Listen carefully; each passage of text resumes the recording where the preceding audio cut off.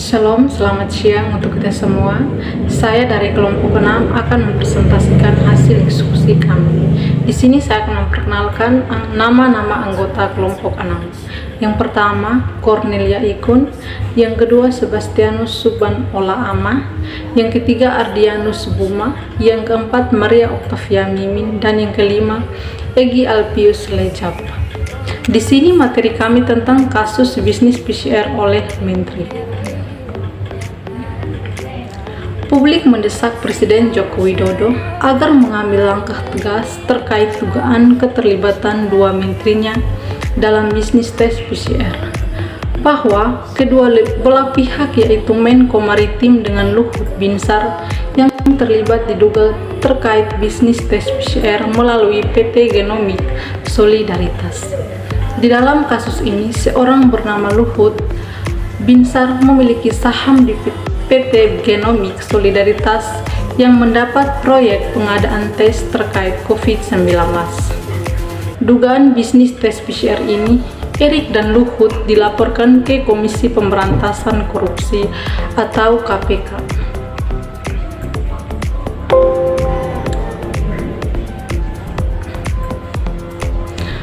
Pengamatan kebijakan publik Trubus Rahadiansyah juga mendesak Presiden Joko Widodo untuk melakukan penyelidikan terkait dugaan keterlibatan menterinya dalam bisnis tes PCR.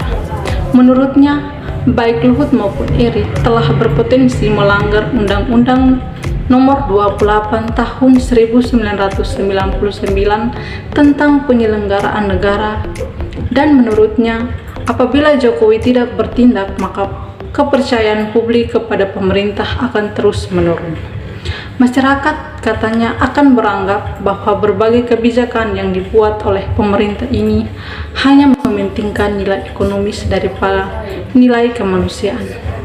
Yang berikut kita bisa lihat pada link tersebut. Yang kita lihat, syarat tes PCR memang diperlukan dalam melakukan perjalanan jarak jauh. Tujuannya untuk mencegah terjadinya penularan virus corona. PCR lebih baik digunakan sebagai syarat untuk mencegah penularan virus, dan lebih baik mencegah adanya klaster ketimbang penanganannya.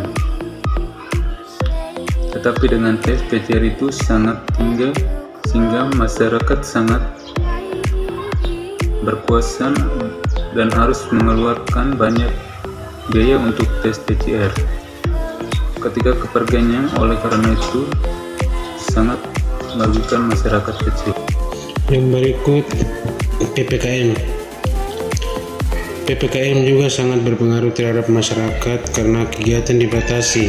Oleh sebab itu masyarakat sangat kesusahan untuk mencari pekerjaan, bahkan kerja pun diberhentikan karena pandemi tersebut. Maka hal itu sangat berpengaruh terhadap masyarakat untuk mendapatkan pekerjaan untuk memenuhi kebutuhan keluarga, sehingga di sini para menteri membisikkan PCR tersebut itu sangat merugikan masyarakat kecil. Terima kasih. Yang berikut masukan.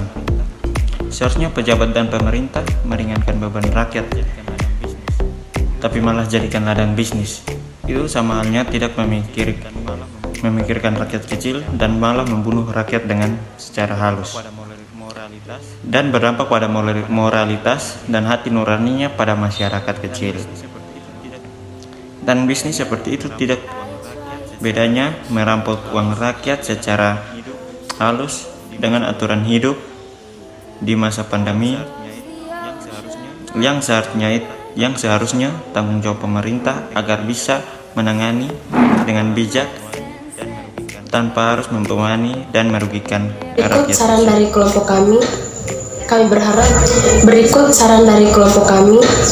kami berharap pemerintah bisa menurunkan atau dapat membuat suatu kebijakan juga terhadap testing yang sebenarnya sudah dikatakan menjadi kewajiban untuk semua orang untuk bergerak di bidang tertentu.